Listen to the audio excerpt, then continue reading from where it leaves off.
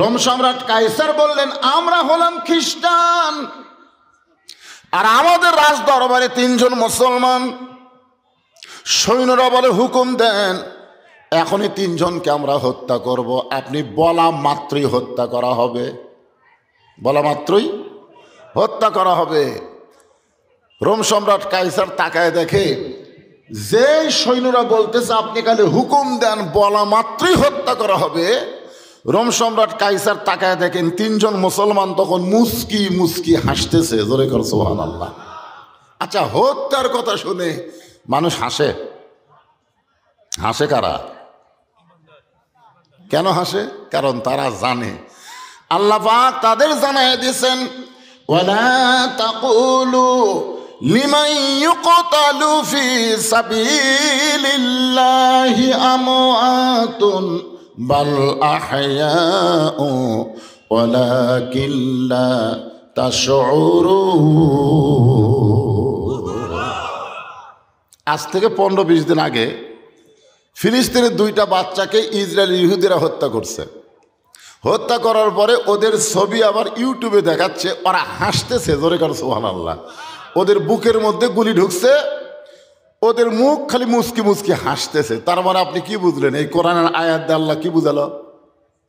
যে আয়াতে কারিমা তেলাওয়াত করলাম, এর বাংলা কি?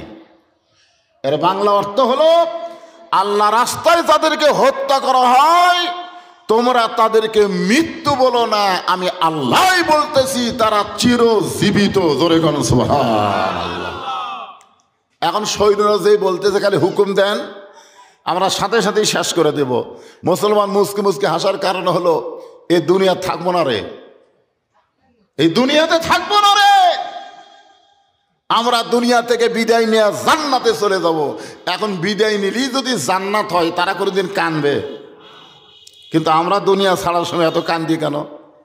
কান্দার কারণ হলো, মরে গেলে আমাকে কবরে রাখবে, এই যে একটা চিন্তা, হাই রে হাই, এমন একটা কবর ভাই, জানলা নাই দরজা নাই, এই অন্ধকার কবরে থাকবো কেমনে ভাই? ও কান্দে। জোরে কোন কথা ঠিক কিনা? কিন্তু প্রকৃত মুসলমান যারা হবে, আপনারা সত্যি করে বলেন তো, আপনারা মরে গেলে আপনাদের কি কবরে যাবে? প্রকৃত মুসলমান যারা হবে, মৃত্যুবরণের সাথে সাথে তাদের দেহ কবরে যাবে, কিন্তু ভিতরে রুহুর কিন্তু কবর হবে না। এই রুহুটা আল্লাহ ইল্লিন নামক জান্নাতের বাগানে উড়াল দিয়ে দিবে। জোরে কোন সুবহানাল্লাহ। রোম সম্রাট কাইসার বললেন, রে সৈন্যরা, আমি 3 জন মুসলমানের মুখের দিকে তাকায় দেখছি, তোমরা তাদেরকে হত্যা করবার চাইলে তাদের মধ্যে কোনো দুঃখ নাই, কোনো কষ্ট নাই, বরং তারা মুচকি মুচকি হাসতেছে। এই জন্য সহজে তাদেরকে হত্যা করা হবে না, সহজে তাদেরকে হত্যা করা হবে না। সৈন্যগুলো বলতেছে, তাহলে জাহাপনা কি করবেন? বলে, আমি জীবনে বহু যুদ্ধ করলাম, প্রত্যেকটা যুদ্ধেই আমি বিজয় লাভ করছি। রোম সম্রাট কাইসার বলতেছে, আজকে আমি একটা যুদ্ধ ঘোষণা করলাম। সমস্ত সৈন্যরা আশ্চর্য হয়ে বলে, মাত্র 3 জন মুসলমান, এই 3 জন মুসলমানের জন্য আপনি কি যুদ্ধ ঘোষণা করলেন? বলে, আজকের যুদ্ধের নাম হলো ঈমান হরণের যুদ্ধ। কি হরণ? বর্তমানে বাংলাদেশে যেই যুদ্ধ চলতেছে, এই যুদ্ধ কি হরণের? আপনি প্রাইমারি বলেন, হাই স্কুল বলেন, কলেজ বলেন, শিক্ষার নামে যে কুশিক্ষা দেওয়া হচ্ছে, আমাদের যুবকগুলো অতি সত্বর তারা মুসলমান নাম থাকলেও মুসলমান থাকবে না, তারা নাস্তিক হয়ে যাবে। জোরে কোন কথা ঠিক কিনা? কথা কন না কেন? আজকে ট্রান্সজেন্ডার, হাই রে, আশ্চর্য হয়ে যায়। যে দেশের 95% মুসলমান, সেই দেশের শরীফে হবার চায়। যে দেশের 95% মুসলমান, সেই দেশের প্রাইমারি একদম বাগদম ঘোড়ারুম সাজে, ঢাক ঢোলক ঝাঁঝর বাজে, বাঁচতে বাঁচতে চললো ঢুলি, ঢুলি গেল কমলা ফুলি।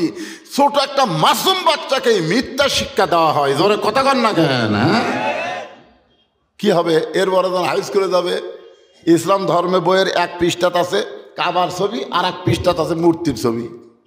কি আমাদের এই বাচ্চাগুলোর হাতে এমন কিতাব তুলে দেওয়া হচ্ছে, বই তুলে দেওয়া হচ্ছে, এরা পড়বি আর মিথ্যাবাদী হবে। আয়রে আইটিয়ে নায়ে ভরা দিয়ে না লেগেল বোয়াল মাছে তাই না দেখা ভদর নাচে।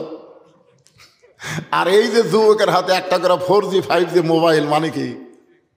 হ্যাঁ যুবক, স্বয়ং জিবরাইল ফেরেশতাও যদি ওয়াজ করে, বর্তমানে যদি জিবরাইল এসে ওয়াজ করে, তাও যুবকদের ভালো করার কোনো চান্স নাই।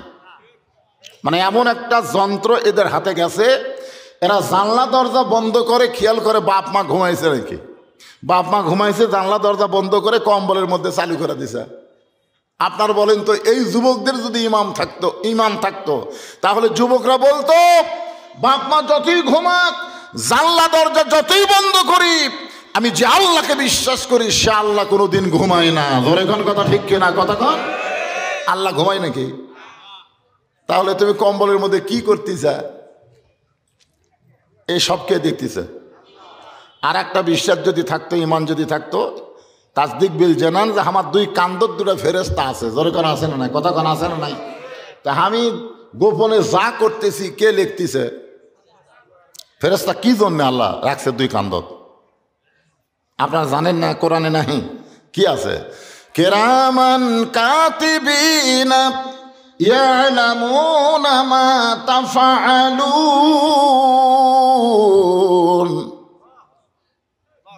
আল্লাহ আকবার। সবাই কবি না তো? এই বাংলাদেশে জেলা বড় দল, আমরা তো হুজুরা তো ছোট দল করি, জেলা বড় দল আছে। আপনারা দেখবেন তো বড় দলের মিছিলের মধ্যে কোনোদিন আল্লাহ আকবার শুনতে পারছেন? কারণ আল্লাহ আকবার এটা বললে সবচাইতে খুশি হয় আল্লাহ, আর সবচাইতে বেজার হয় শয়তান। আর যাদের মধ্যে শয়তানি আছে তারা আর যাই কোক সুবহানাল্লাহ আলহামদুলিল্লাহ বলবে, কিন্তু আল্লাহ আকবার বলবার পারবি না। এখন আপনাদের ভিতরে কোন দলের কাম করতেছে আপনারাই ভালো জানেন। আল্লাহ কোরআনে বললেন, ইন্নামাল মুমিনুনা আল্লাযীনা ইযা যুকিরাল্লাহু ওয়াজিলাত কুলুবুহুম ওয়া ইযা তুলিয়াত আলাইহিম আয়াতুহু যাদাতুহুম ঈমানাও ওয়া আলা রাব্বিহিম ইয়াতাওয়াক্কালুন। এইবারে হয়েছে মাশাআল্লাহ। কোরআনে আয়াত তেলাওয়াত শুনলে ইমান বাড়ে না কমে? তো ইমান বাড়ার লক্ষণ কি? চুপ থাকা।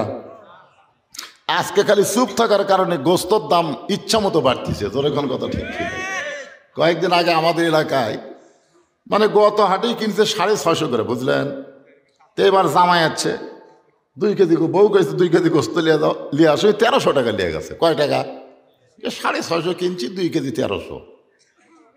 ওই যে গোস্ত মাপার পরে বলতে যে ভাই 1300 দিতে, না না না 1400। যেই কষে 1400, ওই কষায়ের দাও কাড়ালিছে।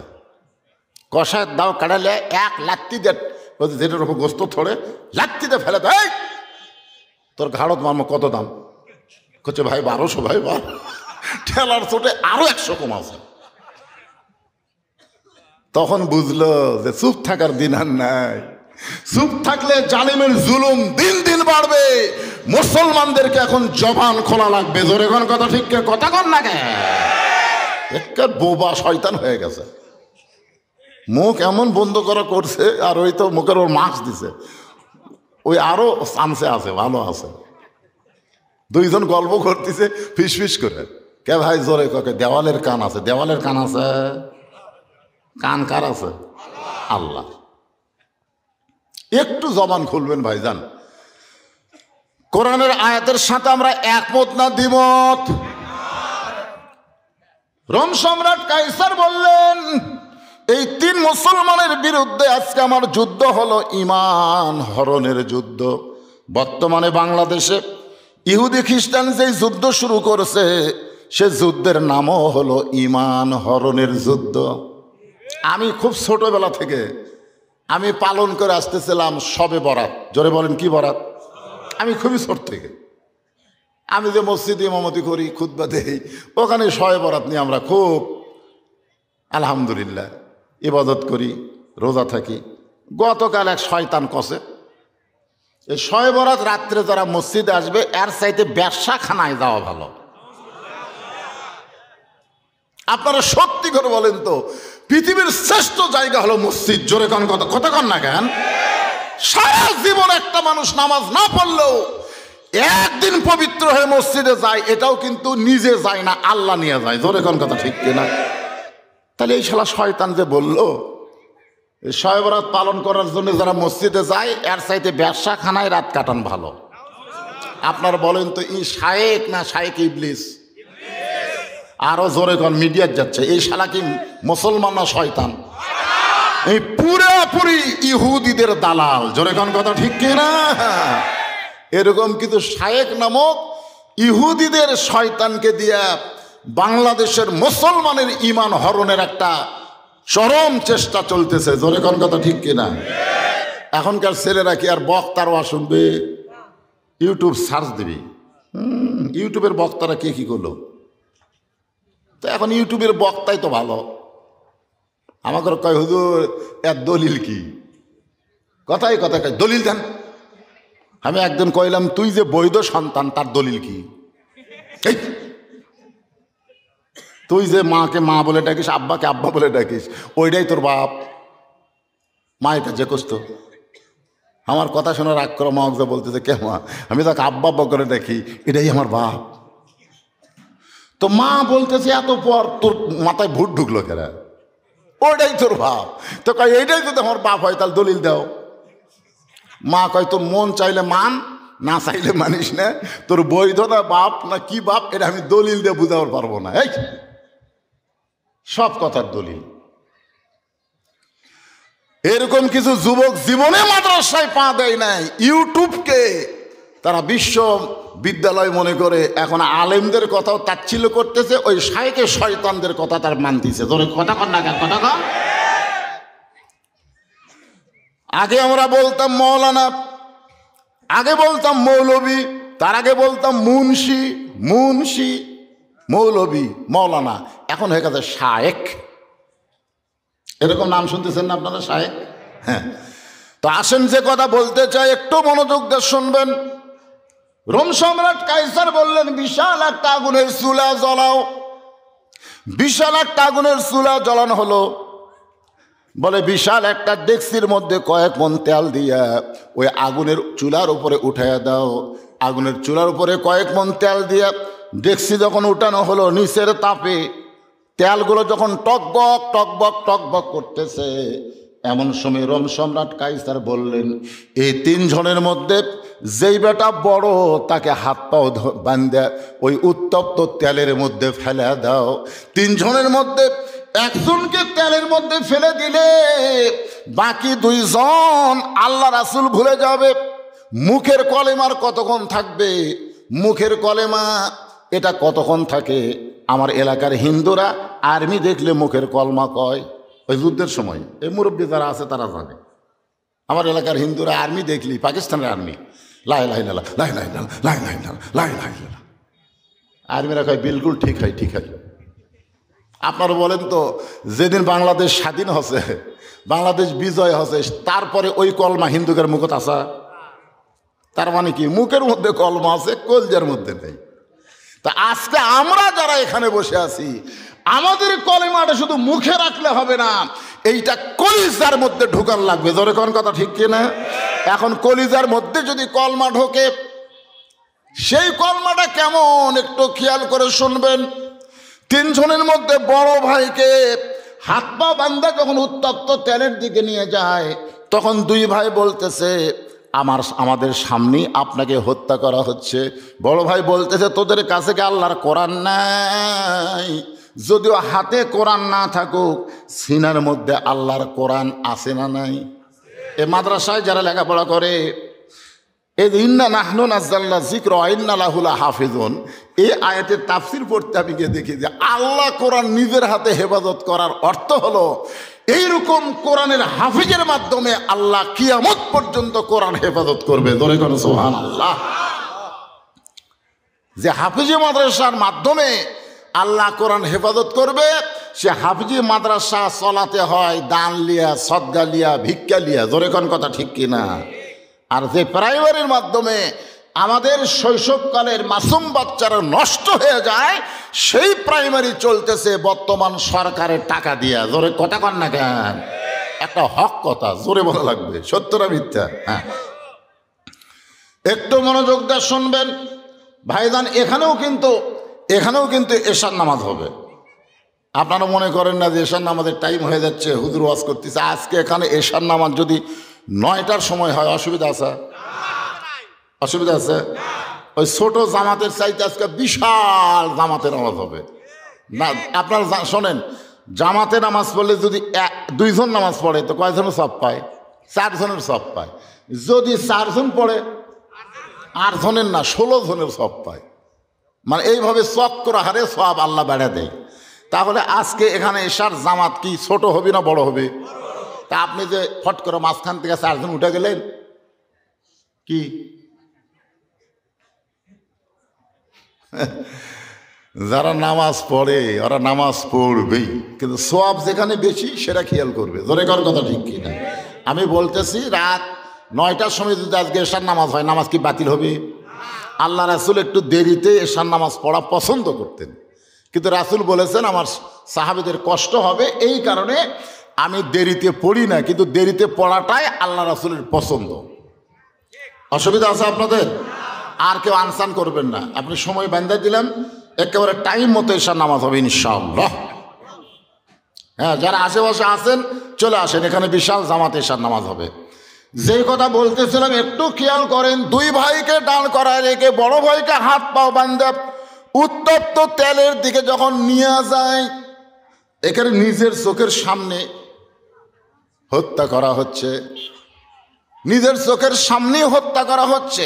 বড় ভাই বলতেছে 2 চোখ দিয়ে যদি তোরা দেখিস তাহলে আমার পোড়া দেখবি, আমার মরা দেখবি, কিন্তু 2 চোখ বন্ধ করে যদি দেখিস তাহলে আসল জিনিস দেখতে পাবি। ধরে কারণ সুবহানাল্লাহ। এখানে কিন্তু একটা শিক্ষণীয় বিষয় আছে। আমরা ছোটবেলা পড়ছি 1 চন্দ্র, 2 পক্ষ, 3 নিত্র। নিত্র মানে চোখ। তাহলে চোখ কয়টা? কে কথা কয় না রে বারে? এই মুরব্বী, আপনি কয় চোখ পড়ছেন? বুঝার ভাই আপনি পড়েননি? নিত্র, নিত্র মানে চোখ।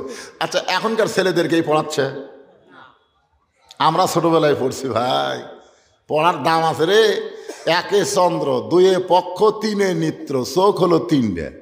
আজকে 2 চোখ হওয়ার কারণে মানুষ খালি বাড়ি বানাচ্ছে, 3 তলা 4 তলা 5 তলা 7 তলা খালি বাড়ি বানায়, আর ঘাড় কাত করে দেখে। এই ডান কান্দের ফেরেস্তা কাছে একা লাগলো রে, সেকা লাগলো রে, মানে ইনকে করে যখন দেখতেছে তখন ফেরেস্তা চাপা খায় না। 6 তলা বানাছি, 7 তলা রড বার করে থুচি রে। তখন কান্দের ফেরেস্তাকে আল্লাহ এই শয়তানে কান্দর থাকবো না, এর কান্দর থেকে আমরা লেখবো কি? যে কোনো মুহূর্তে তাকে দুনিয়া ছাড়া লাগবে। এরপরও 7 তলা বাড়ি দেখে কবরস্থানের দিকে একবারও তাকাই না, এর কান্দর থেকে আমাদের লেখার কিছু নাই। জোরে কোন কথা কন না কেন? যদি 3 চোখ থাকতো ওই বাড়ি দেখতো। আমার এক বন্ধু ঢাকা জলেশ্বরী তালা এরকম একটা বাড়ি বানাচ্ছে। মাঝে মধ্যেই বলে, হুজুর সারা জীবন তো ওয়াজ করে খেলেন, আমার বাসায় একদিন আসে একটু দোয়া করে দেন। তা আমি দোয়া করার নিয়তে ওর বাসার গেটত গেলাম। এই যে বিশাল গেট, একটা জাপানি প্যাটাঙ্গে গেট বানাচ্ছে। তোর গেটের কাছে তাকায় বলতেছি, ভাই এই বাড়ি কার? হ্যাঁ কয়, হুজুর আপনি আসলে বক্তারা মূর্খ। তাই বললাম, মূর্খ কেমনে হলাম? তো এই কোটি কোটি টাকা খরচ করে বানাছি, তারপরও বাড়ি। আমি বললাম, ভাই কি বলা লাগবে? বাসা বলেন হুজুর, এটা বাড়ি, এইটার নাম হলো বাসা। আমি তখন চিন্তা করলাম, তাহলে গ্রামত যেগুলো আমরা থাকি এগুলো হচ্ছে বাড়ি, আর শহরে যেটা থাকি এর নাম হলো বাসা। আমি বাড়ি কষি দেখে আমার মূর্খ কষা। তখন আর বন্ধুক বললাম, ভাই একটা গান গাবো, দেখো তো তুমি গানটা বুঝবার পারো কিনা। তোমার গানের মধ্যে আবার কি আছে? আমি শোনো তো আগে 2 লাইন। এপারে তোর বসত বাড়ি, ওই পারে তোর বাসা, এপারে তোর বসত বাড়ি, ওই পারে তোর বাসা। ভবদরিয়ায় পাড়ি দিতে, ভবদরিয়ায় পাড়ি দিতে কেমনে করলি আশা। এপারে তোর বসত বাড়ি, ওই পারে তোর বাসা। আমাকে বলতেছে ভাই কি বুঝালেন? আমি কি বুঝালাম মানে, দুনিয়াতে যত বড়ই বাড়ি করো সেইটা কোনোদিন বাসা হতে পারে না। যেইটা ছাইড়া যাওয়া লাগবে সেইটা কোনোদিন বাসা না। বাসা হলো আসল ঠিকানা। ওই পারে মুসলমানের জন্য আল্লাহ জান্নাত বানায়া রাখছে। যেন এইটার নাম হলো বসত বাড়ি। জোরে কোন কি বাড়ি? আমি বুঝবার পারতেছি না। আমি বললাম বুঝবার যদি না পারো তাহলে দুই চোখ বন্ধ করো। আমি আমার দোস্তরে কইলাম দুই চোখ বন্ধ কর। বলে ভাইজান দুই চোখ বন্ধ করা লাভ কেন? করিস না কেন? যে দুই চোখ বন্ধ করছে সঙ্গে সঙ্গে আমি একটা গান ওর কানে কানে বললাম, এপারে তোর বসত বাড়ি, ওই পারে তোর ঘর, 2 দিন পরে যাইতে হবে অন্ধকার কবর। এপারে তোর বাড়ি, ওই পারে তোর ঘর, 2 দিন পরে যাইতে হবে অন্ধকার কবর। চলতে পথে 2 দিন থামিলাম, যাবার কালে একজন আরো দেখা না পাইলাম। ও আমার সাদের মালা যাইরে ছিড়ে, রইব না আর বেশি দিন তোদের মাজারে। দেখে আমার দোস্তের 2 চোখ দিয়ে দরদর করে পানি আসতেছে। আমি বললাম ভাই চোখ বন্ধ করে কি দেখলি? বলে চোখ বন্ধ করে দেখলাম ভাই এই বাড়ি ঘর কিছু নাই, একটা অন্ধকার কবর সামনে খাড়া হয়ে আছে। সুবহানাল্লাহ কর না কেন? রোম সম্রাট কাইসারের সামনে ওই মুসলমান বড় ভাই বলতেছে, 2 চোখটা যদি তাকায় দেখিস তাহলে আমার কষ্ট তোরা দেখতে পাবি। আমি উত্তপ্ত তেলের মধ্যে পুড়ে যাব, সারকার হয়ে যাব। এই জন্য 2 চোখ বন্ধ কর। 2 চোখ বন্ধ করলে আল্লাহ 3য় একটা চোখ খুলে দিবে। আল্লাহ রাসূল বলেছেন, ইত্তাকু ফিরাসাতাল মুমিনিনা ফাইন্নাহু ইয়ানজুরু বিনূরিল্লাহ। সুবহানাল্লাহ। মুমিনদের দৃষ্টি, এই যে রাসূল বলতেছেন মুমিনদের দৃষ্টি নজরকে তোমরা ভয় করো, কারণ যারা প্রকৃত মুমিন হবে তারা শুধু 2 চোখটা দেখবে না, তারা যা দেখবে আল্লাহর নূরের সাহায্যে দেখবে। জোরে কোন সুবহানাল্লাহ। তো আল্লাহর নূর দিয়া যদি আমরা দেখতে চাই, সেই নূরের নাম কি? আরো জোরে কোন নাম কি? হ্যাঁ, এই জন্য একটা স্লোগান আছে, আল কোরআনের আলো ঘরে ঘরে না, অ্যাঙ্গেলে একটা ডোজ দেওয়া লাগবে। অ্যাঙ্গেলে ডাইরেক্ট বলবার গেলে সংসদ বলা লাগবে, দরকার নেই। আমরা ঘরে ঘরেও বলবো না, সংসদও বলবো না, আমরা অ্যাঙ্গেলে ডোজ মারবো, যেটা কেউ ধরবার পারবি না। সেটা হচ্ছে আল কোরআনের আলো সব জায়গায় জ্বালো। রাজি আছেন? সব জায়গার দরকার আছে না? নাই জোরে কোন আছে না? আল কোরআনের আলো, কোরআন হাদিস যেখানে, দুনিয়ার মুসলমান লিল্লাহে তাকবীর।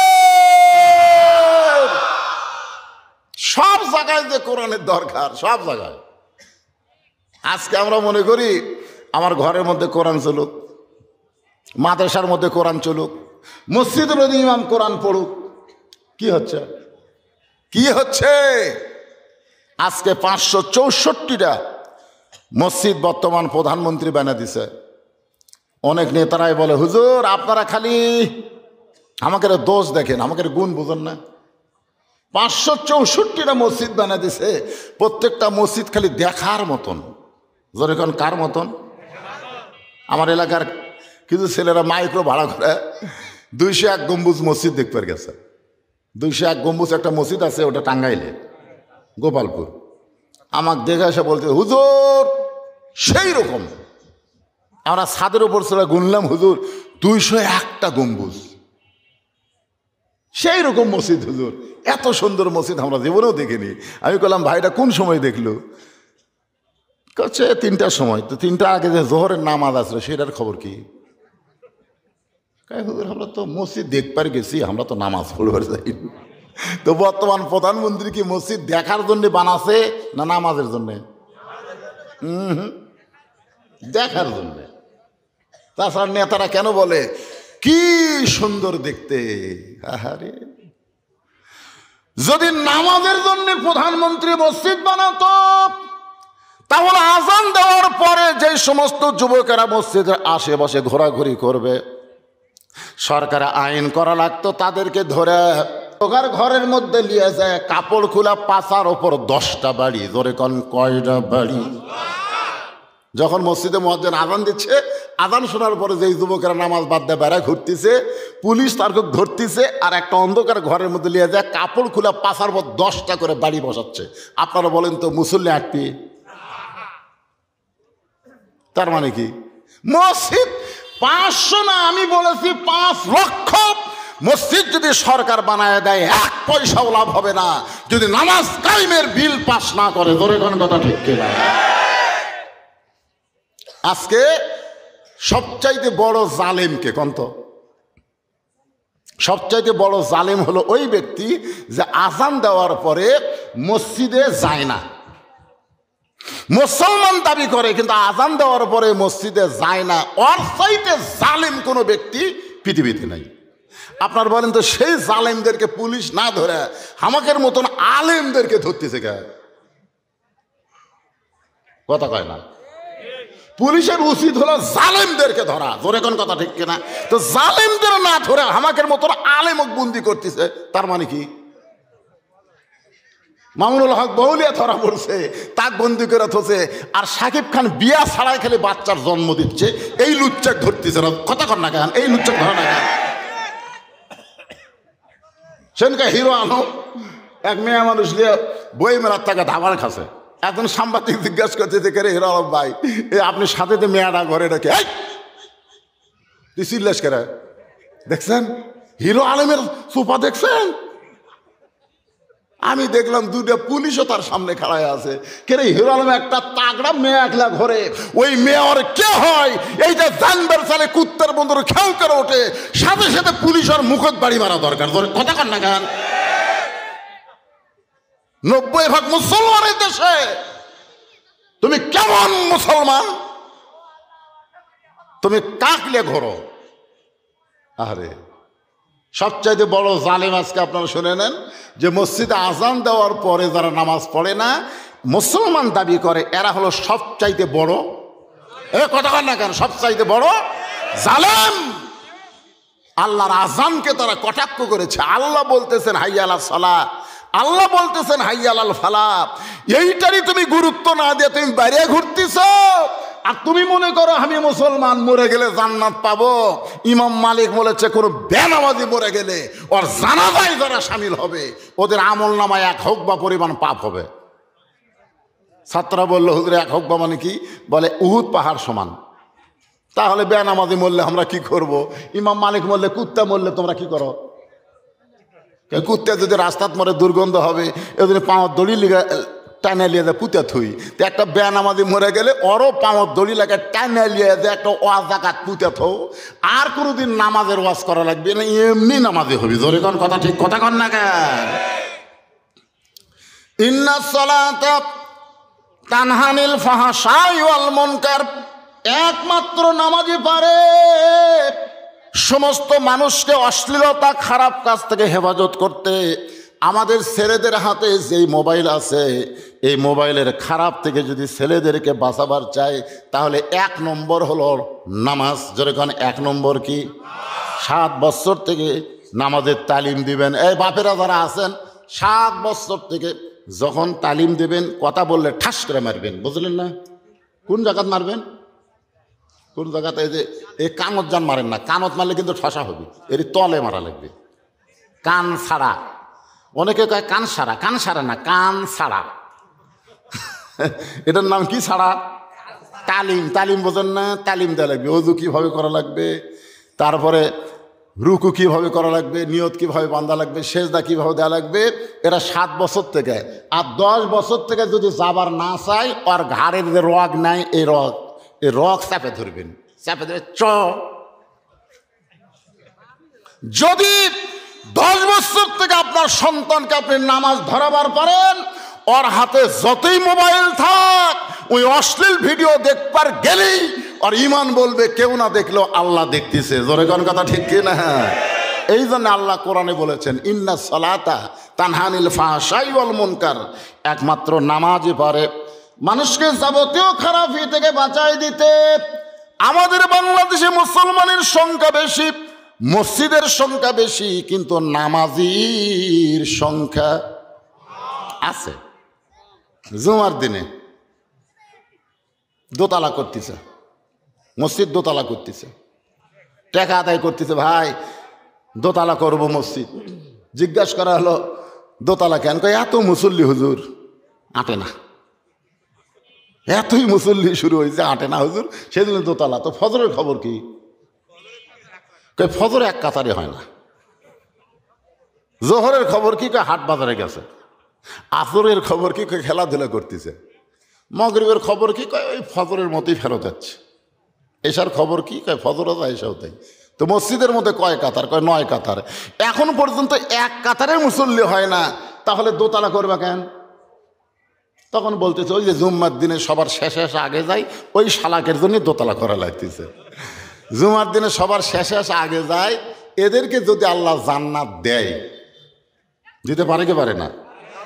রহমানুর রহিম আল্লাহ বলতেছেন 5 ওয়াক্ত নামাজ বাদ দেখালে জুম্মা যারা পড়ছো, সবার শেষে আগে গেছো, ওদেরকে আমি আল্লাহ দয়া করে জান্নাত দিয়া দিলাম। আল্লাহর দয়ার কোনো সীমা আছে? আপনারা বলেন তো, জুম্মা পার্টিকে যদি আল্লাহ জান্নাত দেয়, তাহলে 5 ওয়াক্ত পার্টিরা কি মনে করবি? কি এক বিপদে! আমরা 5 ওয়াক্ত নামাজ পড়ে তো ভুলই করছি রে। এই ফজরের নামাজ পড়া শীতের দিনে কি কষ্ট রে। হ্যাঁ, এই জুম্মা পার্টি খুশি হয়ে এক দৌড়ে জান্নাতের কাছে যাবে, যা দেখবে জান্নাতের দরজার বিশাল একটা তালা। জুম্মা পার্টি বলবে আল্লাহ জান্নাত দিলেন, কিন্তু জান্নাতের দরজার তালা কেন? আল্লাহ বলে তালা খোলার চাবি তোদের কাছে আছে, খুঁজা দেখ। এবার জুম্মা পার্টি খুঁজা দেখবে একটা চাবি আছে, ওই চাবি নিয়ে তালার মধ্যে ঢুকবে ঠিকই, কিন্তু ঘুরবি না। ঢুকছে ঠিকই, ঘরে না। বলে আল্লাহ চাবি ঢুকলো কিন্তু ঘরে না। আল্লাহ বলে তালার মধ্যে 5টা দাগ আছে, তোদের চাবির মধ্যেও 5টা দাগ থাকা লাগবে। আগে চাবি বের করে দেখ তো দাগ আছে কিনা। বলে আল্লাহ আমাদের চাবি তেলা। আল্লাহ বলে দাগের সঙ্গে দাগ যদি না মিলে তাহলে তালা খুলবে না। বান্দা বলবে আল্লাহ কিসের দাগ? আল্লাহ বলবেন 5 ওয়াক্ত নামাজের দাগ। 5 ওয়াক্ত নামাজের দাগের চাবি যদি না থাকে তাহলে জান্নাত দেখে ফেরত আয়। জুম্মা পার্টিরা জান্নাত দেখতে পারবি, কিন্তু ঢুকতে পারবি না। এখন কারা কারা জুম্মা মারতেছেন? না, হাত তুলবার ক্ষমতা। আয় হায়, তাও মোশান কি সবার শেষে যায়, আগে বের হয়। একটু মনোযোগ দিয়ে শুনবেন। 2 ভাই চক্ষু বন্ধ করেছে, আর বড় ভাইকে উত্তপ্ত তেলের মধ্যে ফেলে দিয়েছে। 2 ভাই চক্ষু বন্ধ করে দেখতেছে ওই দেহ নামক খাঁচাটা উত্তপ্ত তেলের মধ্যে পড়ল, আর খাঁচার পাখিটা কে যেন সযত্নে ধরে সবুজ রঙের একটা বাগানে উড়ে চলে গেল। আমার সোনার ময়না পাখি। এ পাখির গান আছে না নাই? কোন দেশেতে ওইরা গেলা রে, দিয়া মোরে ফাঁকি রে আমার সোনার ময়না পাখি। আমি সবগুলো পাখির গানে জানি, তার মধ্যে এই হাসনের গানটা খুব ভালো। এই হাসনের লাই তো লালন একটা গান গাছে ভাই, সেই মারাত্মক। মন তুই রইলি খাঁচার আসে, খাঁচা যে তোর কাঁচা বাসে, কোন দিন খাঁচা পড়বে খসে, কোন দিন খাঁচা পড়বে খসে। ফকির লালন কয় খাঁচার ভিতর অসীন পাখি কেমনে আসে যায়। কে ভাই রে, আপনি যে কিছুক্ষণ পর পরে পান খান, আমার পান খাওয়ার বিষয় ভাই রে। না, আমি ওয়াজ করতে করতে পান খাওয়া পারবো না তো। আমি ওয়াজ করতে করতে চা খাই না, জোরে কোন কথা ঠিক কিনা? কারণ চা খাওয়া একটা অনেকের পেট ভরে না। একটা ভ্যানাল হাওয়া কয়, হুজুর দৈনিক 5 কাপ না খালে আমার হয় না। এই পাগলা, চা খায় পেট ভরে? লিসা হুজুর, একবার চা খালে 5 পাক মারমো, আমার শরীর ক্লান্ত হয় না। মানে অনেকের চা খাওয়া, সেদিন আমি কেউ চা খাই না, আমার খাওয়া দেখলে কারো লিসা চটকে ওঠে। তা আমি আবার পান খাই, বুঝলি না? আমার সামনে কেউ যদি ঘন ঘন খায়, আমার আবার খাবার মন চায়। এখন পান মুখের দিয়ে ওয়াজ করা যাবে? একজন বক্তাই বাংলাদেশত পারে, তার নাম হচ্ছে অলিফরি হুজুর। হ্যাঁ, ছোটো ছোটো করে একজন খালি সাজা দেয়, লোকত সবসময় চুন থাকবি, দেখবেন খেয়ে করে। না না, টানের ওয়াজ করা লাগতেছে, বুঝেছেন না? অলিফুর হুজুর গল্প করলে তো করাই যাবে, কিন্তু মাঝে মধ্যে টান মারা লাগতেছে না, ফট করে গলার মধ্যে গেলে কাশ উঠে যাবি। আপনি দরকার সাইডে খান ভাই, আর খান না রে, সোনার চান আর খান না ভাই। কি মন খারাপ করতে চান? তাহলে কি বুঝাইতেছে একটু মনোযোগ দিয়ে শোনেন। দুই ভাই চক্ষু বন্ধ করে দেখার পরে ইমান বাড়ছে না কমছে? ওই আগুনের চুলার মধ্যে যাওয়ার জন্য তাদের আগ্রহ কমছে না বাড়িয়েছে? নিজের চোখে দেখলাম রে, নিজের চোখে দেখলাম খাঁচা পড়ছে আগুনের চুলার মধ্যে, আর পাখি ফ্রুত ফ্রুত করে সবুজ রঙের একটা বাগানে চলে যায়। রোম সম্রাট কাইসার তাকায় দেখে ওই 2 জনের মধ্যে কোনো ভয় নাই, বরং আগুনের তেলের দিকে আসার জন্য তারা আগ্রহ প্রকাশ করে। রোম সম্রাট কাইসার বললেন, আর একজনকে নিয়ে যাও। 2 জনের মরা দেখলে শেষের জন যদি বলে আমি মরবার চাই না, তাহলে আজকের যুদ্ধে আমার বিজয় হলো। কারণ আজকের যুদ্ধের নাম হলো ঈমান হরণের যুদ্ধ। যখন বলবে আগুনের চুলার মধ্যে ঢুকবার চাই না, আমি মরবার চাই না, তাহলেই বুঝতে হবে বেঈমান। যারা বেঈমান তারা মরবার চায় না, তারা বড় বড় অট্টালিকা নির্মাণ করে, তারা সবসময় মনে করে দুনিয়াতে থাকবো, দুনিয়া ছাড়বো না। এই দুনিয়াতে থাকার ধান্দায় যারা থাকবে তারাই হলো বেঈমান, আর সবসময় যাওয়ার চিন্তা যারা করে তারা হলো ঈমান। আপনার বলেন তো, যাওয়ার চিন্তা করলে আমি যদি বলি আমার জামাই আসলো আমি চেয়ার ছাড়বো না, মানুষ এই স্বৈরাচারী।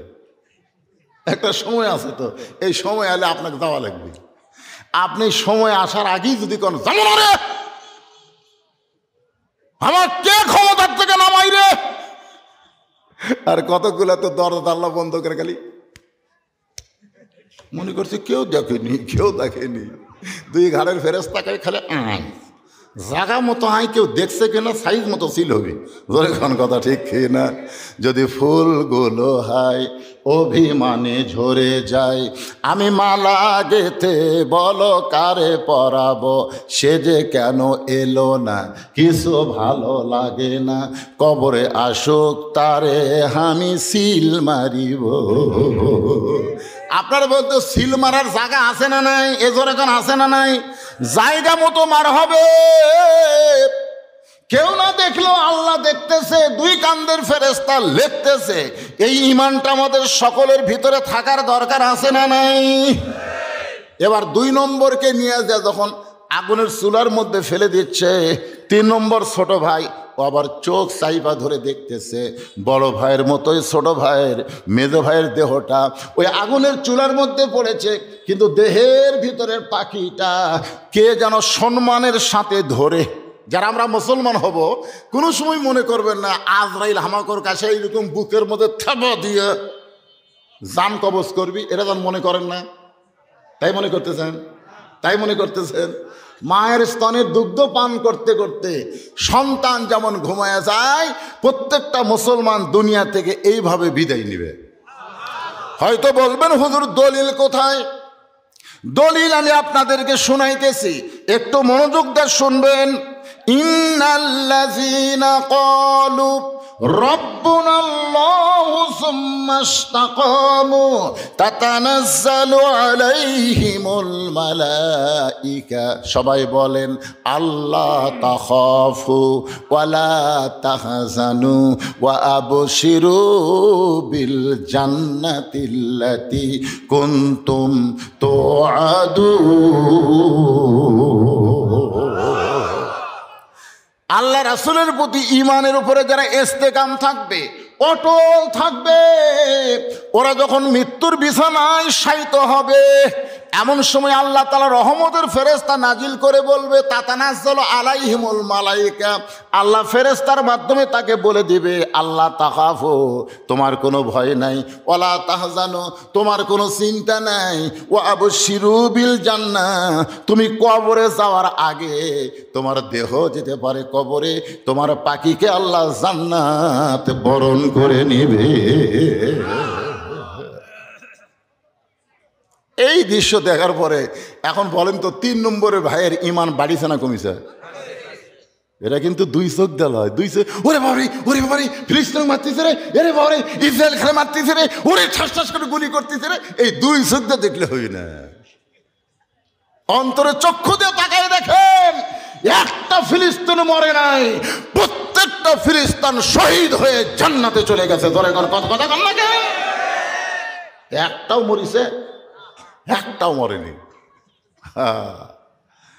রে ওর ইমান যে বেড়াই গেছে ভাই, ওই খালি খালি আগুনের চুলের জন্য যাওয়ার দিকে ঝুঁকতেছে। রোম সম্রাট কাইসার দাঁড়ায় মাথার চুল এভাবে ধরে টানতেছে। পরাজিত হয়ে গেলাম, আজকের যুদ্ধে আমার পরাজয় হলো। 2 জন তো চলে গেছে, 3য় জন যাওয়ার জন্য খালি লাফালাফি করতেছে। এমন সময় খ্রিস্টান পাদ্রী দাঁড়ায় বলে যাব না, এই যুদ্ধে আপনার বিজয় হবে। রোম সম্রাট কাইসার কয় তোর মাথা খারাপ হয়েছে? 3 জনের মধ্যে 2 জন গেছে, ইউ তো পিছন টান লিচ্ছে না, ওই আর যাওয়ার জন্য খালি হামকি মারতেছে। তাহলে এই যুদ্ধে আমার বিজয় কেমনে হবে?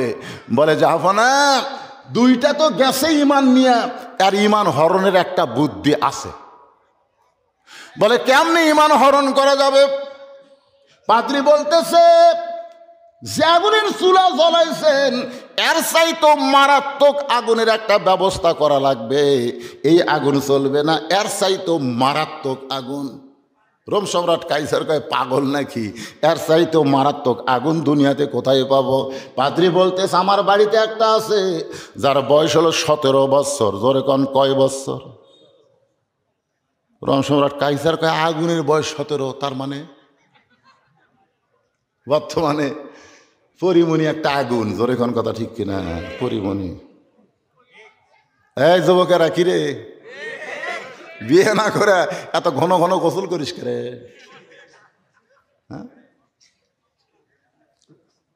অনেকদিন আগে একটা গান শুনছিলাম, কই কি কম, রূপে আমার আগুন জ্বলে যৌবন ভরা অঙ্গে, প্রেমের সুধা পান করেছে হায়রে আমার দিওয়ানা। যুবক, আজকে তোমাদের ঈমান হরণের জন্য বাংলাদেশে পরিমণি তৈরি হচ্ছে, ফাতেমা তৈরি হচ্ছে না। জোরে কোন কথা ঠিক কি না? আমাদের মেয়েগুলোকে যদি ফাতেমা তৈরি করতে পারি, তাহলে একটা যুবকও অশ্লীল ভিডিও দেখবে না। প্রত্যেকটা যুবক আজান দেওয়ার সঙ্গে সঙ্গে মসজিদে হাজির হবে। জোরে কোন ঠিক কি না? কিন্তু তৈরি করা হচ্ছে পরিমণি। আগে আমরা দেখছি ভাইজান, মেয়েরা, শহরের মেয়েরা এরকম ভাবে ওড়নাটা দিত, মাথা ঢাকতো না, কিন্তু এইভাবে ওড়না দিয়া ছেলেরা দেখবার চাইলেও পারতেছে না, কেন ঢাকিয়ে আছে কি বাস্তব। হ্যাঁ, এখন আবার শহর যায় দেখবেন এইরকম হয়ে গেছে, এইরকম। তাহলে এটা পিছনে গেল কেন? আপনারা বলেন, বর্তমান প্রধানমন্ত্রী একজন নারী, আমি তার কাছে কি এই আর্জি করতে পারি না যে আপনি একজন মা? আজকে আমাদের যুবকদেরকে যদি ভালো করতে চাই, তাহলে আল্লাহর আইন হলো ওয়াকরনা ফি বুয়ুতিকুন্না ওয়ালা তাবাররাজনা তাবাররুজাল জাহিলিয়াতিল উলা। রে মেয়েরা, তোমরা ঘরের মধ্যে থাকো, তোমরা ঘরের বাহির হও না। কোনো প্রয়োজনে যদি ঘরের বাহির হও তাহলে হেজাব নিয়ে, পর্দা নিয়ে বের হওয়া লাগবে। এই হুকুম কার? আরো জোরে বলেন কার? আল্লাহর নবী ফাতেমার সামনে দাঁড়িয়ে বললেন, মা গো, তুমি নবীর মেয়ে বলে তুমি জান্নাতে হবে, তুমি নবীর মেয়ে বলে আল্লাহ তোমাকে জান্নাত দেবে, এইটা কখনো মনে করবা না। জান্নাতে যদি যাবার চাও তাহলে জান্নাতের আমল করে তোমাকে জান্নাতে যেতে হবে। ফাতেমা কান্দের বলে, বাবা তাহলে আপনি আল্লাহর নবী, শ্রেষ্ঠ নবী, ইমামুল আম্বিয়ার মেয়ে হওয়ার পরেও আল্লাহ আমাকে জান্নাত দিবে না? জান্নাতে যাইতে গেলে কি আমল করা লাগবে? আল্লাহর নবী বললেন, মা বেশি আমল করা লাগবে না, মাত্র 4টা আমল করা লাগবে। জোরে বলেন কয়টা? 1 নম্বর আমল হলো 5 ওয়াক্ত নামাজ আদায় করবে। 2 নম্বর আমল হলো রমজান মাসে রোজা রাখবে। 3 নম্বর আমল হলো স্বামীর কথা মতো চলবা। আর 4 নম্বর আমল হলো সতীত্বের হেফাজত, পর্দা করা লাগবে। রাসূল বললেন, আমি সংখ্যার শেষে পর্দার কথা বললাম, কিন্তু গুরুত্বের দিক দিয়ে এই 4টার মধ্যে মেয়েদের জন্য পর্দার গুরুত্ব বেশি। ফাতেমা 1 নম্বর হলো পর্দার ভিতরে থাকতে হবে। সঙ্গে সঙ্গে নবীর মেয়ে মাথায় ঘোমটা দিলেন, ঘোমটা দিয়ে বললেন, বাবা এই মুহূর্ত থেকে আমি পর্দার মধ্যে ঢুকে গেলাম। আপনি দেখবেন অনেক সাহাবী মহিলারা বেশি আমল করেছে, তারপরেও কিন্তু জান্নাতি নারীদের নেত্রী হয় নাই। জান্নাতি নারীদের নেত্রী হয়েছে ফাতেমা। অথচ ফাতেমার জীবনী খুলে দেখেন, ফাতেমা কিন্তু খুব একটা বেশি আমল করে নাই। একটা আমল সবচাইতে বেশি করেছে, সে আমলের নাম হলো পর্দা। মা আয়েশা কিন্তু 6 লক্ষ হাদিসের হাফেজা। কয় লক্ষ? আমার কথা দিয়ে খেয়াল করেন, কয় লক্ষ? 6 লক্ষ। এরপরেও জান্নাতি নারীদের নেত্রী হওয়ার পারে নাই। অথচ ফাতেমার কাছ থেকে একটা হাদিসও বুখারী, মুসলিম, তাহবীর শরীফ, তিরমিজি, নাসাই শরীফ, যত হাদিস শরীফ আছে, কোন হাদিস শরীফে ফাতেমার কাছ থেকে একটা হাদিস আপনারা পাবেন না।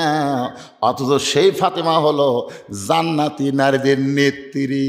জান্নাতি নারীদের নেত্রী হওয়ার পেছনে একটাই মাত্র আমল সবচাইতে গুরুত্বপূর্ণ, সে আমলটার নাম হলো, জোরে বলেন, গভীর রাত্রে ফাতেমা স্বামীর বুকে মাথা দিয়া ছোট বাচ্চার মতন কাঁদতেছে।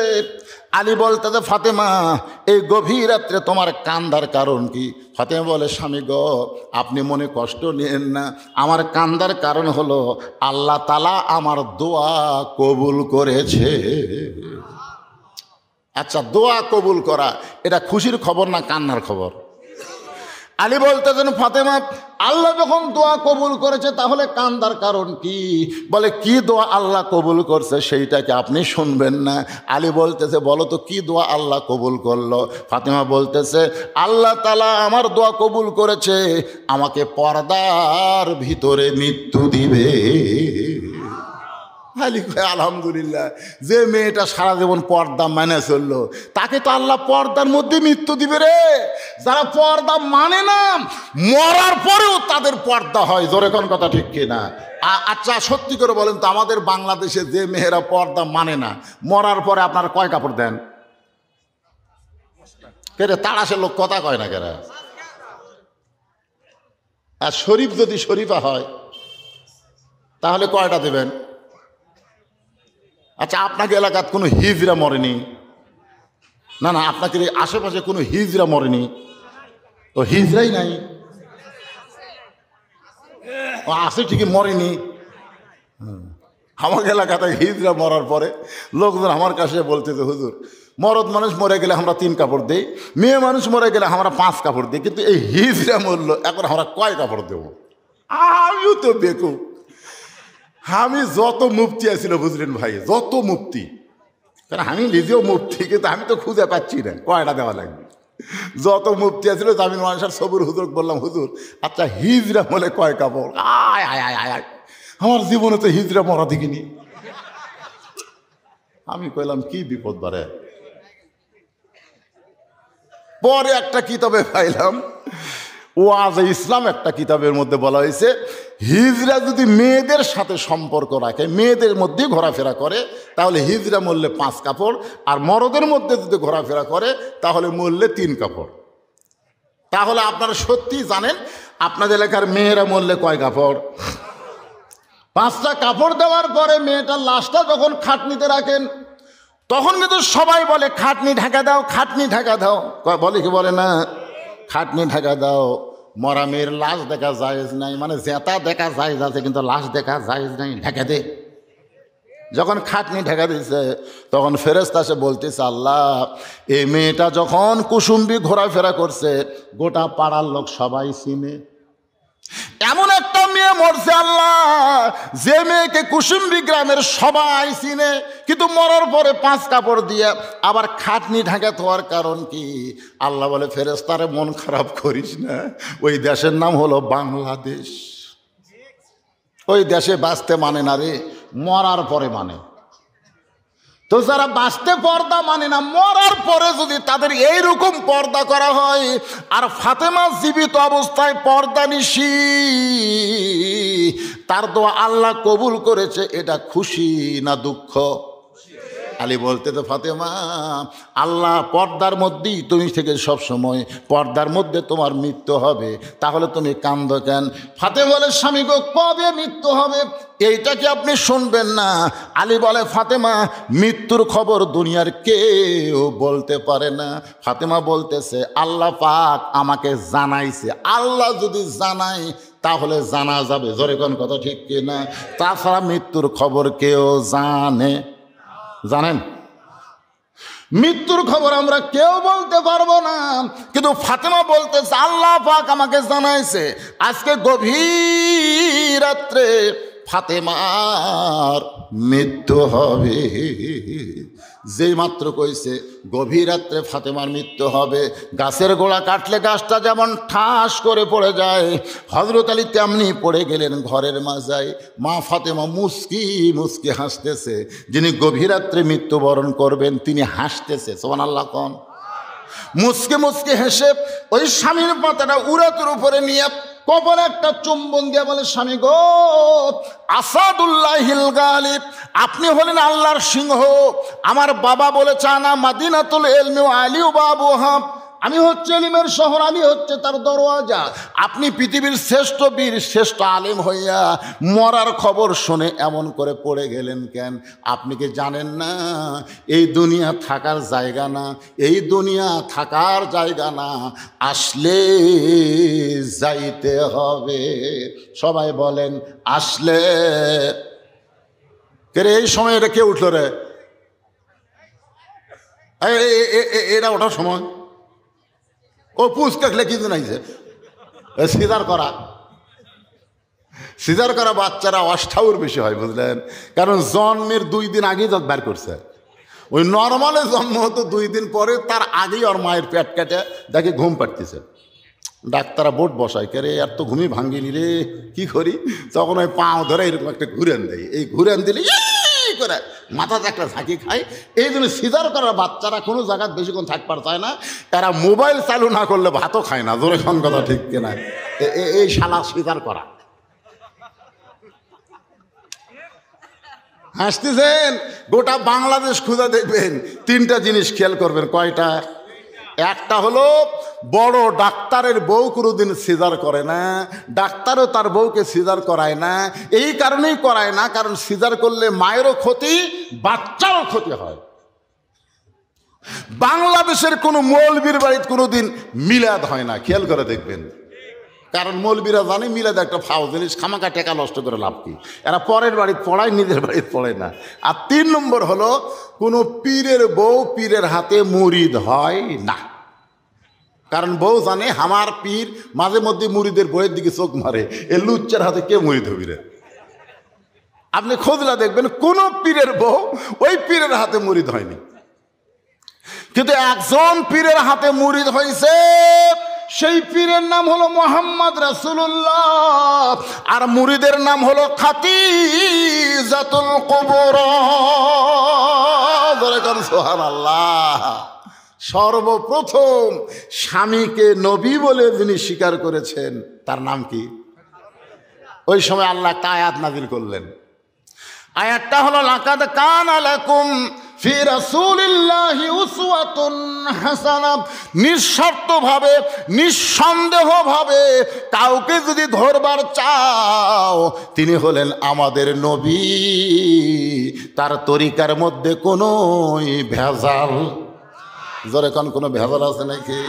আল্লাহর বান্দারা একটু মনোযোগ দিয়ে শুনবেন, কথার প্রসঙ্গে কথা অনেক বাইরে যায়, এই জন্যই বলতেছি একটু মনোযোগ দেন। হযরত আলী ফাতেমা সান্ত্বনা দিয়ে বলে, স্বামী গো, আমি দুনিয়া থেকে বিদায় নেওয়ার পরে আমার 3টা চাওয়া আপনাকে পুরা করা লাগবে। আলী কান্দের বলে, ফাতেমা দুনিয়াতে গরিব ছিলাম বলে তুমি কিছুই চাইলা না, আর মৃত্যুর পরে তুমি আমার কাছে কি চাইবা ফাতেমা? আপনারা বলেন তো, হযরত আলী ধনী ছিল না গরিব ছিল? কেমন গরিব? এত গরিব। আরে হাসান হোসেন সব সময় খালি নানার কাছে, সব সময় নানার কাছে। আল্লাহর নবী বলে, কেন? বলে ক্ষুধা লাগছে। তার মানে বোঝা যায় আলীর বাড়িতে খাবার নেই, 2 নাতি নানার বাড়িতে খাবার যায়। এত গরিব ছিল হযরত আলী। কোনোদিন ফাতেমার স্বামীর কাছে কিছু চাই নাই, কারণ দিবার না পারলে যদি স্বামী কষ্ট পায়। স্বামীকে এত ভালোবাসে, শত কষ্টের মধ্যে স্বামীর কাছে কিছু চাইনি। মাঝে মধ্যে নবী ফাতেমার কাছে যাইতেন। একদিন জোহরের নামাজের পরে নবী ফাতেমার দরজায় ডাক দিলেন, ফাতেমা। সঙ্গে সঙ্গে ফাতেমা দরজায় কান্দের বলে, বাবা এখনকার মতো ফেরত যান, আমি দরজা খুলে দিবার পারবো না। নবী কোনো কথাই না বলে ফেরত চলে গেলেন। আসরের নামাজের পরে নবী আবার চুপি চুপি ফাতেমার দরজায় ডাক দিলেন, ফাতেমা দরজা খোল। ফাতেমা দরজায় কান্দের বলে, বাবা কেমনে দরজা খুলবো? এমন একটা কাপড় আমার পরনের মধ্যে আছে, যে কাপড় উপর দিকে তুললে আমার নিচের দিকে খালি হয়ে যায়, আবার নিচের দিকে কাপড় নামাইলে আমার উপর দিকে খালি হয়ে যায়। সঙ্গে সঙ্গে আল্লাহর নবী মাথার পাগড়ি খুলে, কোনো জায়গায় বলছে চাদর খুলে ফাতেমারে দিলেন। ফাতেমা সেই চাদর পরে যখন দরজা করে দেয়, রাসূল তাকায় বলে, ফাতেমা তুই কি কোনো অভিযোগ করতে চাস? ফাতেমা বলে, বাবা এমন একটা গরিবের সঙ্গে আমার বিয়ে দিলেন বাবা, যেই গরিব আমাকে ঠিক মতো কাপড়ও কিনে দেবার পারে না, আপনার চাদর পরে আমার দরজা খুলতে হয়। সঙ্গে সঙ্গে নবী ফাতেমার আঙ্গুলে চাপ দিয়ে বলেন, ফাতেমা রে, আল্লাহর পরে কাউকে যদি সেজদা দেওয়ার হুকুম থাকতো তাহলে তোমারে বলতাম আলীর পায়ে সেজদা কর। নবী বুঝাই দিলেন, ফাতেমা আমার আলীর ব্যাপারে এমন কথা বলিস না মা। আল্লাহর পরে কাউকে যদি সেজদা দেওয়ার হুকুম থাকতো তাহলে বলতাম আলীর পায়ে সেজদা কর। এই কথার দ্বারা নবী বুঝাইলেন, মেয়ে মানুষের কাছে আল্লাহর পরে সবচাইতে দামি ওই ব্যক্তি হলো তার স্বামী। ফাতেমা বলতেছে, বাবা তাহলে এত কষ্ট কেমনে সইব? রাসূল বললেন, 33 বার সুবহানাল্লাহ, 33 বার আলহামদুলিল্লাহ, 34 বার আল্লাহু আকবার আমল কর। বাল তুসিরুনাল হায়াতাদ দুনিয়া ওয়াল আখিরাতু খায়রু ওয়া আবকা। এই তুচ্ছ দুনিয়া তোর জন্য কিছুই না মা, আল্লাহ আখিরাতকে তোর জন্য সুন্দর করে সাজায়া দিবে। আলী কান্দার বলে, ফাতেমা দুনিয়ার জীবনে গরিব ছিলাম বলে কিছুই চাইলা না, আজকে গভীর রাত্রে মৃত্যুবরণ করবা, তুমি কি চাও ফাতেমা? বলে, আমার 3টা চাওয়ার 1 নম্বর চাওয়া হলো রাতের অন্ধকারই আমাকে দাফন করবেন। দিনের বেলা কবর দিলে আমার কবরটা মানুষ জানবে, আমার পর্দার খেলাপ হয়ে যাবে। আমার 2 নম্বর চাওয়া হলো আমার কোনো জানাজার ব্যবস্থা আপনি করবেন না, আমার কোনো জানাজার ব্যবস্থা করবেন না। আলী বলে, ফাতেমা তুমি নবীর কলিজার টুকরা, তোমার জানাজায় বহু মানুষ হবে।